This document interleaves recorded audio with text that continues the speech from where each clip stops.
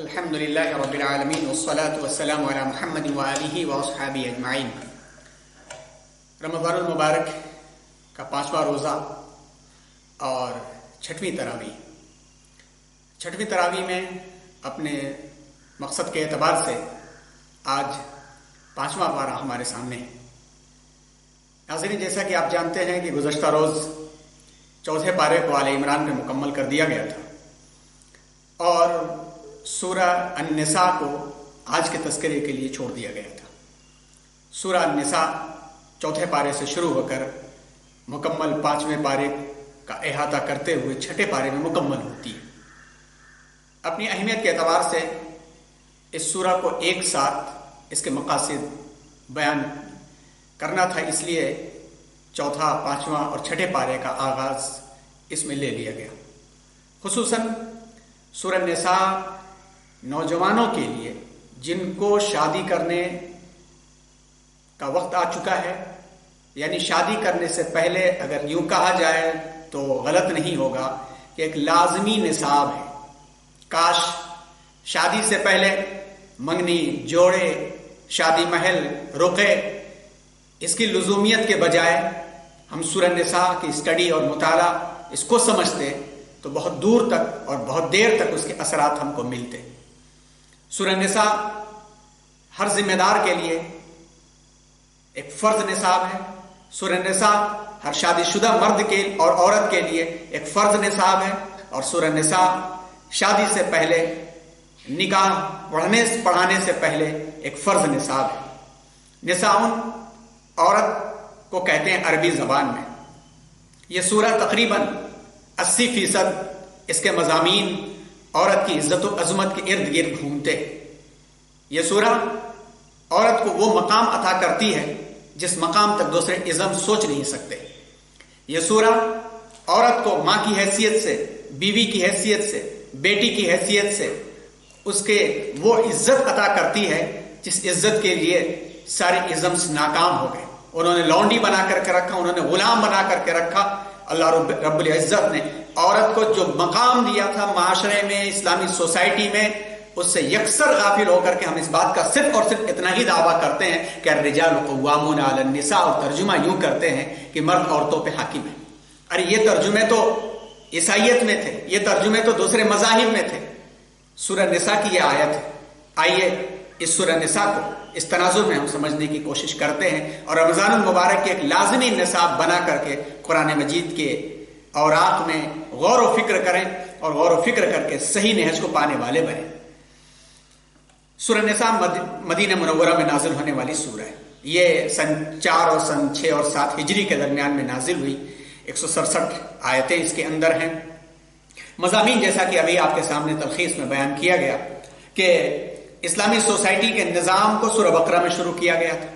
سورہ آل عمران میں مزید غم کے عالم میں، خوشی کے عالم میں اتحاد کی جو بات کہی گئی تھی اسے دہرایا گیا۔ اب اس کے اندر چند پابندیاں عائد کی گئی، خاندان کی تنظیم کے بارے میں بتایا گیا۔ خاص طور پر سورہ غزوہ احد کے بعد جو یہ 70 اور 74 لوگ شہید ہوئے تو ان کی وراثت کا معاملہ سامنے آ گیا، ان کے بچے، ان کے یتیموں کا معاملہ سامنے آ گیا۔ تو اس طرح سے ایک سوسائٹی کی تشکیل گویا ایک قوانین کے ساتھ سورہ نساء کے اندر مزید لائی گئی کہ اس کے اندر چند پابندیاں لازم کی گئیں۔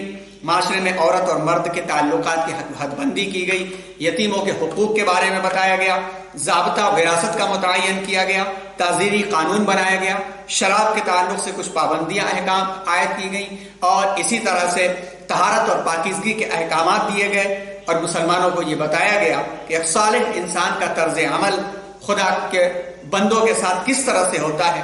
اسی طرح سے اجتماعی نظام مسلمانوں کے اندر ایک ڈسپلن قائم کرنے کے لیے قوانین دیے گئے کہ اولی الامر کو کس طرح سے فالو کرنا ہے، کس طرح سے معاملے کو سامنے رکھنا ہے۔ ایسے ہی منافقین کے بارے میں مزید تذکرہ کیا گیا۔ آئیے مختصراً جائزہ لیتے ہوئے آگے بڑھتے ہیں۔ اور آپ جانتے ہیں کہ سورہ نساء کا آغاز ہوتا ہے ایک خطاب کے ساتھ، اور یہ خطاب عام طور پر نکاح کے خطبوں میں ہم سن کے خاموش ہو جاتے ہیں۔ حالانکہ اس وقت بھی یہ خطاب اس لیے کیا جاتا ہے تاکہ موجود حاضرین اور خاص طور پر جن کا نکاح ہو رہا ہے وہ آگے کی زندگی میں اپنے عمل کو سدھارنے والے بن جائے۔ آغاز ہوتا ہے بسم اللہ الرحمن الرحیم، یا ایھا الناس اتقوا ربکم الذی خلقکم من نفس واحدۃ وخلق منها زوجها وبث منهما رجالا كثيرا ونساء واتقوا الله الذي تساءلون به والارحام ان الله كان عليكم رقيبا۔ اس خطاب کو پڑھیں، سمجھیں کہ کیسے اللہ تعالیٰ نے تقوی کی بات کی کہ ایک مرد اور عورت سے تمہیں وجود بخشا ہے اور انہی کے ذریعے سے ساری انسانیت کو پھیلایا ہے، اور اللہ سے ڈرو جس سے تم رشتوں کا حوالہ دے دے کر کے سوال کرتے ہو، اللہ نگہبان ہے۔ پھر اس کے بعد آیت نمبر 3 کو دیکھیں۔ آیت نمبر 3 بڑی اہم ہے، جس میں ظاہری طور پر تو یہ پتہ چلتا ہے کہ فَانكِحُوا مَا طَابَ لَكُم مِّنَ النِّسَاءِ مَثْنَىٰ وَثُلَاثَ وَرُبَاعَ، کہ تم 2 شادی کر سکتے ہو، 3 شادی کر سکتے ہو، 4 کر سکتے ہو۔ اسی کو لے کر دنیا کی یہ شیطانی قوتیں واویلا مچا دیتی ہیں اور ہم بھی اس کا شکار ہو جاتے ہیں۔ حالانکہ اصلاً دیکھا جائے تو اللہ تبارک و تعالیٰ نے اس پیارے قانون کے ذریعے سے بے راہ روی کو، ادھر ادھر منہ مارنے کو روک دیا ہے کہ اگر تمہاری خواہشات مکمل نہیں ہو پاتی ہیں تو تم یوں ہی متخذی اخدان کا بھی تذکرہ اس کا ہوا۔ اس کا موٹا ترجمہ ہے کہ یوں شناسائیاں اور گرل فرینڈز بنا کر کے منہ نہ مارتے رہو، 1 2 3 تک 4 تک بھی چلے جاؤ، لیکن اس کو دیکھ کر کے یہ شیطانی قوتیں واویلا مچا دیتی ہیں، جن کے مذہبوں میں 1 نہیں ہزار کی تعداد ملتی ہیں۔ کسی کے یہاں 4 ملتی ہیں تو کسی کے یہاں ہزاروں گوپیاؤں کا تذکرہ ملتا ہے، اور کہیں کوئی بھی منہ مار لیتا ہے۔ ارے ہنستا وہ ہے جس کی چلنے میں ہزاروں چھید ہوتا ہے۔ یہاں تو ایک تحدید دی گئی ہے تاکہ ہر جگہ منہ نہ مارتے پھرو، عورت کی عزت و عظمت بتایا گیا۔ دوسری چیز جس پر آپ غور کریں، اسلام میں پسندیدہ صحیح طرز کے مطابق اگر شرائط کے مطابق دیکھا جائے تو 1 کی اجازت دی گئی ہے، اور موجودہ دور میں 1 نہیں سنبھلتی، 1 کے ساتھ انصاف ہم جیسے لوگ نہیں کر پاتے، 4 کہاں جائیں گے؟ تعدد ازدواج پر پارلیمنٹ میں گفتگو چل رہی ہے، بین لگا دیا جائے۔ عملی طور پر دیکھا جائے اگر حق کے شیدائی ہو تو بین لگاؤ پورنوگرافی پر، بین لگاؤ ہوٹلوں اور 5 اسٹار ہوٹلوں کے کمروں پر، بین لگاؤ ڈانس باروں پر، بین لگاؤ ادھر ادھر منہ مارنے پر، وہ سزائیں دو، اس کے بعد تمہاری ہمت اور جرأت ہو تو ادھر آؤ۔ لیکن بزرگوں اور دوستوں، ناظرین، ذرا غور کریں کہ یہ بات کہی گئی کہ عرب کے سوسائٹی اور معاشرے میں یتیم کے ساتھ ایسی ناانصافی کا معاملہ تھا کہ یتیم لڑکی کسی کی کفالت میں ہوتی تو شادی کریں گے تو مہر دینا پڑے گا، اور خوبصورت ہے تو اپنے ہی پاس رکھ لیں۔ یہاں پر یتیم کی عزت اور عظمت بڑھائی گئی ہے کہ یتیم پر نظر بد مت ڈالنا، اس کی عزت و ناموس کے ساتھ کھلواڑ مت کرنا۔ ارے اس کی عزت و ناموس کو بچانے کے لیے کہا گیا کہ تمہاری خواہشات نہیں پوری ہو رہی ہیں تو 1 2 3 4 تک بھی چلے جاؤ۔ یہ قانون بھی بن گیا، 4 سے زیادہ نہیں کر سکتے۔ لیکن اگلی شرط تو دیکھو، یہ خاص طور پر فرما دیا گیا کہ اگر تم ان کے ساتھ انصاف نہیں کر سکتے، ان کے ساتھ برابر نہیں کر سکتے، فَإِنْ خِفْتُمْ أَلَّا تَعْدِلُوا فَوَاحِدَةً أَوْ مَا مَلَكَتْ أَيْمَانُكُمْ، اگر تم انصاف نہیں کر سکتے تو 1 ہی کرو۔ انصاف کا مطلب کیا ہوتا ہے؟ مزاج کے مطابق انصاف کرنا۔ کوئی گرم مزاج کی ہے تو گرم مزاج کے مطابق اس کا انصاف کرنا، کوئی نرم مزاج کی ہے تو نرم مزاج کے مطابق انصاف کرنا، لین دین کے اندر بھی انصاف کرنا۔ یہ نہ کر سکو تو ایسے لوگوں کے لیے تاکید ہے، وہ آج کے زمانے کے لوگوں کے لیے قرآنی تاکید ہے کہ 1 ہی کے ساتھ تم بس کرو۔ بہرحال یہ قوانین ہیں، ان قوانین پر مزید آپ تفسیروں کی روشنی میں غور کریں۔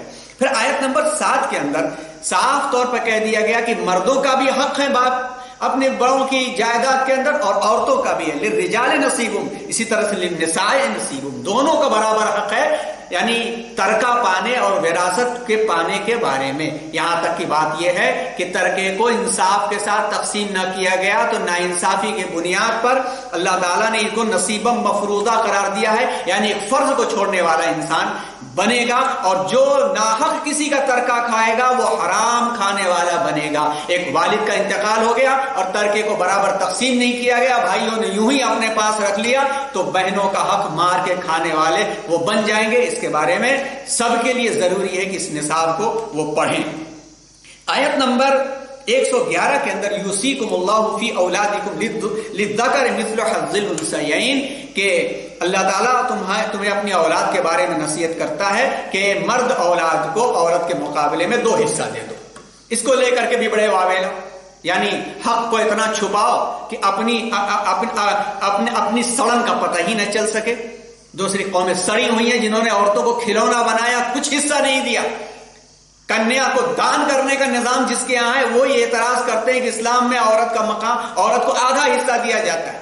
جناب اس عنوان کو پورا پڑھا جائے تو 2 ایسی باتیں سمجھ میں آ جائیں گی. مفسر قرآن حضرت مولانا عبدالکریم فاروق صاحب استاد محترم فرماتے تھے کہ ارے مسلمانوں نے صرف اپنی عورتوں کو حصہ دینا شروع کر دیا تو غیر قومیں سڑکوں پہ آ جائیں گی کہ ہمیں بھی حصہ دو یا ہم دامن اسلام میں داخل ہو جائیں گے. اور آج بھی جو اس کام کو انجام دے رہا ہے اس سے اسلام کا بڑا کام ہو رہا ہے. یہاں پہ 2 حکمتیں ہیں، اس کو مزید آپ تفصیل کے ساتھ سمجھ سکتے ہیں. مختصراً یہ پہلی حکمت یہ کہ یہ تمام خرچ کی کفالت کی ذمہ داری مرد کے اوپر ہے.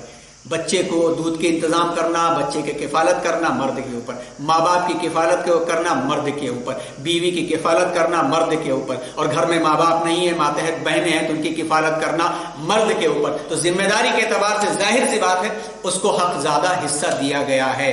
دوسری چیز کہ اگر پورے مجموعے کو تراشا جائے تو ایسے اعتبارات نکل کر کے آئیں گے اور ایسی قسمیں نکل کر کے آئیں گی کہ عورت کو مرد کے مقابلے میں کئی جگہوں سے ملتا ہے. بیوی کی حیثیت سے مہر ملتا ہے، ماں کی حیثیت سے بیٹے سے کفالت ملتی ہے، بیٹی کی حیثیت سے باپ سے کفالت ملتی ہے. کئی جگہوں سے اتنا ملتا ہے کہ گویا عورت کا وہ پیسہ باقی کا باقی رہتا ہے، مرد کا خرچ ہو جاتا ہے.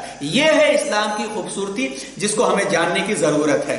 یہی تذکرے پوری تفصیل کے ساتھ ہیں. اور یہاں تک بھی بات کہہ دی گئی کہ دیکھو کھلواڑ مت بنا لینا عورت کو. جاہلیت میں یہ تھا کہ ورثے میں عورت چلی جایا کرتی تھی، تم مت کرنا. اور اس کے بعد کس سے شادی کر سکتے ہو کس سے نہیں کر سکتے ہو، 4تھا پارہ ختم ہوتا ہے تو حرمت علیکم یعنی آیت نمبر 23 سے لے کر کے اتنا پیارا انداز ہے کہ آپ پڑھتے جائیے اور سبق حاصل کرتے جائیے.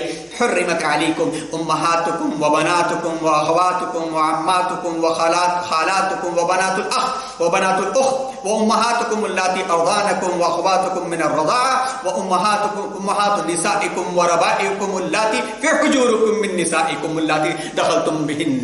کیا پیارا انداز ہے. اور پھر والمحسنات سے 5واں پارہ شروع ہوتا ہے. یہاں سے لے کر کے پورے 2 رکوع تک آگے تک یہی تذکرہ ہے، اس کا مطالعہ کریں.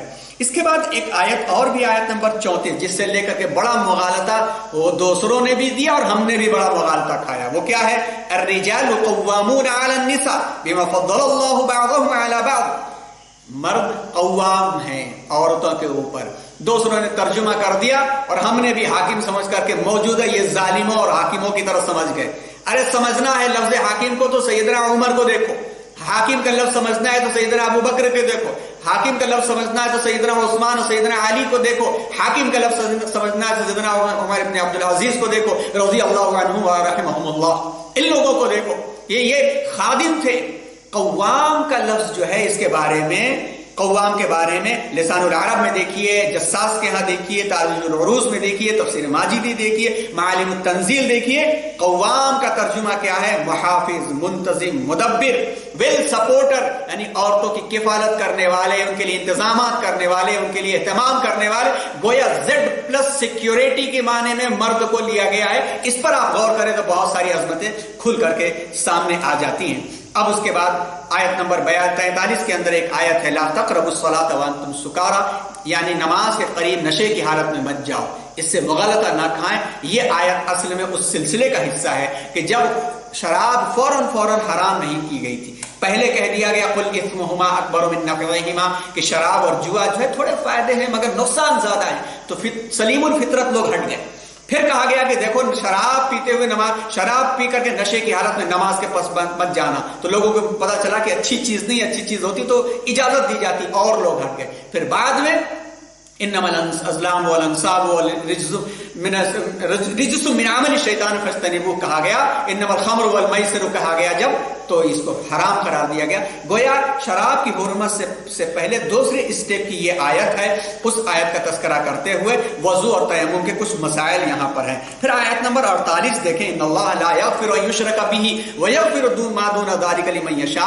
अल्लाह शिर्क को नहीं माफ करेगा, अल्लाह गुनाहों को माफ कर देगा, फिस्क को माफ कर देगा, मगर गद्दारी को नहीं माफ करेगा। शिर्क अल्लाह के साथ गद्दारी है, खिलाने वाला पिलाने वाला वो, मगर उसको छोड़ करके दूसरों के सामने सजदा करो, छोटे से छोटे शिर्क को माफ करने वाला नहीं है। इसलिए तौहीद के ऊपर बहुत ज्यादा जोर देने की जरूरत होती है कि कुछ नहीं लेकर के आए, तौहीद लेकर के आए, तो फिर इंशाअल्लाह अल्लाह रब्बुल इज्जत से उम्मीद है कि वो बख्श देगा, लेकिन शिर्क को अल्लाह ताला कभी माफ नहीं करते हैं। और आयत नंबर 59 को देखिए, इस्लामी निजाम को मुनज़्ज़म करने के लिए कहा गया कि फॉलोअरशिप सिखाई गई। यहां पर ये फॉलोअरशिप इसलिए सिखाई गई ताकि हर शख्स कायद नहीं बन सकता।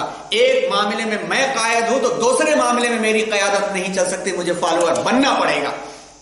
कुरान का इल्म अल्लाह ने थोड़ा सा अगर दिया, अगर लीडिंग हम कर रहे हैं तो हमें मेडिकल का इल्म अल्लाह ने नहीं दिया, तो मेडिकल में मुझे फॉलोअर बनना पड़ेगा।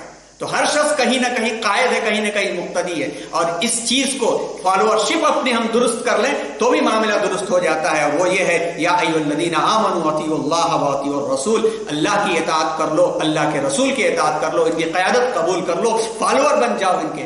उसके अलावा उलिल अम्र मिनकुम, अगर हाकिम अल्लाह और रसूल वाला है तो उसकी बात को मान लो, और न तुम्हारे महल्ले और आसपास के अंदर तुम्हारे कॉज के लिए जो लोग भी आगे बढ़ रहे हैं, काम कर रहे हैं, उनकी इक्तिदा कर लो। उलमा हैं, फुक़हा हैं, अइम्मा हैं, जो अल्लाह और रसूल के फॉलोअर हैं, उनको तुम मान लो। उलिल अम्र मिनकुम फ़इन तनाज़अतुम फ़ी शैइन फरुद्दूहु इलल्लाहि वर रसूल, किसी मामले में उलझ जाओ, कशमकश हो जाए तो अपने से मत हल करना, अल्लाह और रसूल के फैसलों की रोशनी में हल करना। और तुम्हारे पास अगर अल्लाह पर ईमान और आखिरत पर ईमान है, और अगर तुम दूसरी राह अख्तियार कर रहे हो, अपनी लड़ाइयां दूसरी जगह हल कर रहे हो, तो इसका मतलब यह है कि अल्लाह पर ईमान और आखिरत पर ईमान तुम्हारा कमजोर हो चुका है। ज़ालिका खैरुन व अहसनु तअवीला, बेहतरीन रास्ता यही है, इसी के अंदर खैर है। इसी तरह से ये तज़किरे आगे बढ़ते हुए मामला पहुंचता है आयत नंबर 59 पर, सिरातल्लज़ीना अनअमता अलैहिम, हमने मांगा था, वहां अल्लाह का जवाब है, मन युतिइल्लाह व रसूल, जो अल्लाह और रसूल की इताअत करेगा, फउलाइका मअल्लज़ीना अनअमल्लाहु अलैहिम, तो उनके साथ होगा जिन पर अल्लाह ने इनाम किया। वहां मांगा था, अल्लाह हमें उन लोगों का रास्ता अता फरमा जिन पर इनाम हुआ। यहां अल्लाह फरमा रहे हैं कि इनाम हासिल करने वाले कौन है?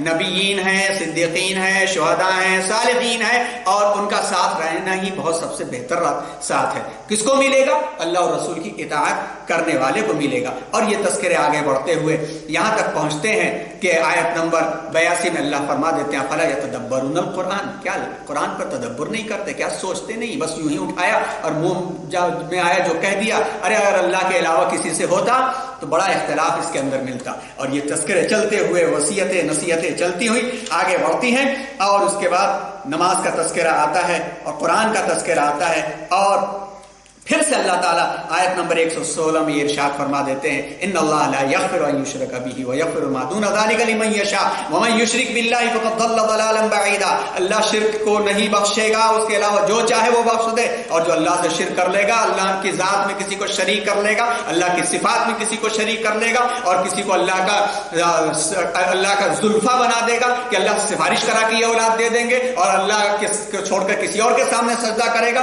तो ज़ल्ल ज़लालन बईदा, बड़ी दूर की गुमराही में वो जा पड़ेगा। और फिर तज़किरा होते हुए अल्लाह तबारक व तआला ने मजीद आयतों का में वजाहत करते हुए आखिर सूरह निसा में 5वां पारा जब मुकम्मल होता है तो फिर इन्नल मुनाफिकीन युखादिऊन अल्लाह व खादिऊन, मुनाफिकीन का तज़किरा है कि मुनाफिकीन कहते किसके, हमारी सोसाइटी के अंदर भी निफाक जो पनप रहा है, इस निफाक से सबसे बड़ा नुकसान हुआ है।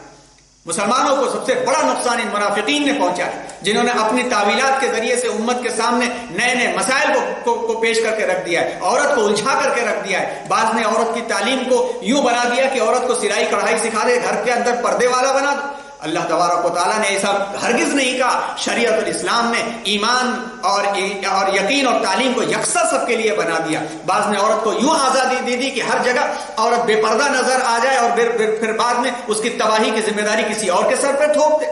یہ نفاق بہت نقصان دہ ہوتا ہے ہر معاشرے کے اندر. اور منافقوں کا معاملہ یہ ہے کہ مذبذبین بین ذالک، ٹامکٹوئیاں مارتے ہیں، نہ ادھر کے ہوئے نہ ادھر کے ہوئے، نہ خدا ہی ملا نہ وصال صنم. ان کے بارے میں فرمایا گیا ان المنافقین فی الدرک الاسفل من النار، کہ جہنم کے نچلے ترین حصے میں انہیں ڈالا جائے گا. اللہ ہم سب کو نفاق سے بچائے. آج کے دور میں ظاہری طور پر کسی کو منافق نہیں کہا جا سکتا، کیونکہ حضور اکرم صلی اللہ علیہ وسلم کی موجودگی میں اللہ کے حکم سے نفاق پتہ چل جاتا تھا. لیکن ہم اپنے آپ کو جانچ سکتے ہیں کہ ہم میں نفاق ہے یا نہیں ہے. تو اس کی نشانیاں بتا دی گئی ہیں کہ منافق اس کو کہتے ہیں کہ جب لڑائی ہو جائے تو گالیاں بکے، ویسا خاصم و فجر، غلط گندی گندی باتیں کہیں. معاہدہ کر لے تو معاہدے کے خلاف ہو جائے، پھر جائے. وَإِذَا خَاصَمَ وَإِذَا عَاهَدَ غَدَرَ، اور جب اس کے پاس امانت رکھی جائے تو اس میں خیانت کرے. وَإِذَا اؤْتُمِنَ خَانَ، کہ جب اس میں امانت رکھی جائے تو اس میں وہ خیانت کرے. اس طرح کی نشانیاں ہمارے اندر اگر ہیں تو ہم اپنے آپ سے نکال دیں، اور زبردستی کی چاپلوسی کہ دل میں برائی اور زبان پہ اچھا اس طرح کی چاپلوسیاں نکال دیں، یہ نفاق کی نشانیوں میں سے ہے. پھر چھٹا پارہ شروع ہوتا ہے، اور چھٹے پارے کے اندر تذکرہ جو آتا ہے وہ سیدنا حضرت عیسیٰ علیہ السلام کا آتا ہے کہ وما قتلوہ وما صلبوہ ولکن شبہ لہم وما قتلوہ یقینا ورفعہ اللہ، کہ سیدنا حضرت عیسیٰ علیہ السلام اللہ کے نبی تھے، اور اللہ تبارک و تعالیٰ نے انہیں آسمان پہ اٹھا لیا، اور انہوں نے نہ تو انہیں قتل کیا نہ تو مصلوب کیا، اللہ نے انہیں اٹھا لیا. اس تذکرے کو سمجھنا ہے تو ایک بہترین کتاب ہے عیسائیت، قرآن اور انجیل کی روشنی میں. اس میں انہی کی کتابوں کے حوالوں سے، بائبل کے حوالوں سے تحقیقات ثابت کی گئی ہیں کہ اللہ تبارک و تعالیٰ نے حضرت عیسیٰ علیہ السلام کو آسمان پہ زندہ اٹھا لیا تھا. قرآن مجید نے یہاں پہ تذکرہ کیا ہے. اور پھر قرآن مجید میں کلالہ کا لفظ ہے، عورتوں کے مسائل کا لفظ ہے، اور یہ تمام معاملات ہیں. اس لیے آخر میں اس بات کی گزارش ہے کہ سورہ نساء یہ موقع ہے سکون کے ساتھ گھر کے اندر ہیں. تمام ذمہ داران حضرات تفسیروں کی روشنی میں معارف القرآن شفیع عثمانی صاحب علیہ الرحمہ بہترین انداز سے انہوں نے بیان کیا ہے، یا جس تفسیر سے بھی آپ کا دل بھرے، تفسیر ابن کثیر کے بھی ترجمے موجود ہیں، تدبر قرآن، تفہیم القرآن، جس تفسیر سے ہی آپ قریب ہیں اس کی تفصیلات پڑھ لیں. کیونکہ وراثت کے مسائل نہیں معلوم کیے اور صحیح وراثت تقسیم کر کے نہیں گئے تو ایک بڑا حق چھوڑ کر کے گئے. اور اگر وراثت میں عورت کا حق مار لیا گیا اور وراثت کو صحیح تقسیم نہیں کیا گیا تو تا حیات حج کے باوجود، ذکر و اذکار کے باوجود حرام کھانے کے مرتکب ہو سکتے ہیں. اگر وراثت میں کہیں کوتاہی ہو گئی ہو تو پھر ہمیں چاہیے کہ وراثت کو صحیح طریقے سے تقسیم کر دیں. اللہ تبارک و تعالی ہم سب کو اسلام صحیح سمجھنے کی توفیق عطا فرمائے، اپنی ماؤں کی عزت کرنے کی توفیق عطا فرمائے، اور ہم سب کو رمضان المبارک کی برکت عنایت عطا فرمائے، اور ان مسائل کو حل کر کے انسانیت کے حق میں رحم فرمائے. ہم توبہ کرتے ہیں، استغفار کرتے ہیں. سبحان اللہ بحمدہ، سبحان اللہ العظیم.